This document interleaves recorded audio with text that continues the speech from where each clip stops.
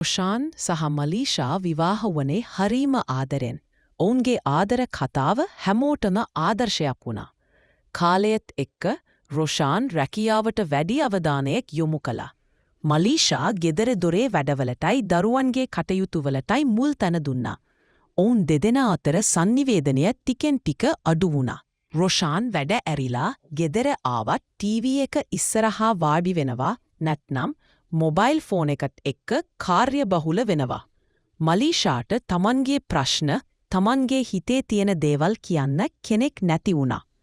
මේ අතරේ ඔවුන්ගේ ලිංගික ජීවිතයත් දුර්වල වෙන්න පටන් ගත්තා. රොෂාන්ට හැම වෙලාවෙම මහන්සියයි. මලීෂාටත් ඒ ගැන එච්චර උනන්දුවක් තිබුණේ නැහැ. ඔවුන් දෙදෙනා ඒ ගැන කතා කළේ නැහැ. ඒක ඔවුන් අතර තවත් නිහඬ බිත්තියක් වුණා. ටික කාලයක් යනකොට රොෂාන් සහ මලීෂා දැනෙනා දෙමහල්ලන් වුණාට පස්සේ තනිකමක් දැනෙන්න පටන් ගත්තා. ඔවුන් එකම ගෙදර හිටියෙත් දෙනෙනා දෙලෝකවල ජීවත් වුණා. කෙනෙක්ගේ සතුට ගැන අනිකාට දැනීමක් තිබුණේ නැහැ. පොඩි පොඩි දේවල් පවා ලොකු ආරවුල් බවට පත් වුණා. මලීෂාට හිතුණා තමන් තනි වෙලා කියලා.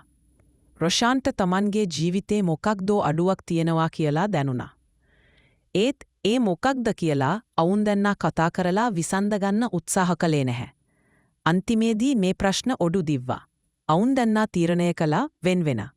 හැමෝ පුදුම වුණා. ඒ තරම් ආදරෙන් හිටපු දෙන්නාට මොකද වුණේ කියලා ගොඩක් අය කතා වුණා. මේ කතාවෙන් අපිට තේරෙනවා විවාහ ජීවිතයක සාර්ථකව පවත්වාගෙන යන්න දෙදෙනාම එකට කතාබහ කරමින් එකිනෙකාගේ අවශ්‍යතා තේරුම් අරගෙන කටයුතු කරන්න ඕනේ කියලා.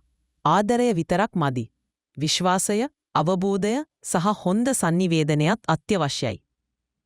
ඒ වගේම ලිංගික ජීවිතයත් විවාහ බැඳීමේ ශක්තිය පවත්වාගෙන යන්න වැදගත් කාර්යභාරයක් ඉටු කරනවා.